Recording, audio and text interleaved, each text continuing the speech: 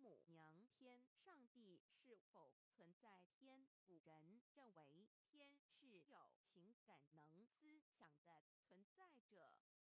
孔子说过：或罪于天，无所导也。所作所为得罪了上天，有违天理，那么祈祷再多也是没有用的。予所否者，天厌之，做了违背良心的事情，上天就会唾弃我为乎？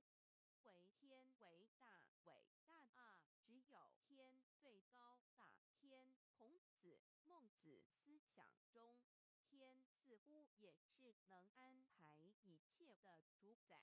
孟子也说过：天将降大任于斯人也，必先苦其心志，劳其筋骨，饿其体肤，空乏其身，行拂乱其所为，所以动心忍性，增益其所不能。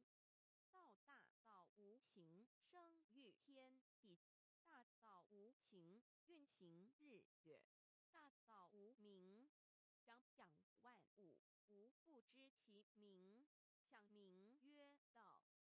心静经有一位真神，自从造天地以来，神的永能与神性是明明可知的，实际是眼不能见，但借着所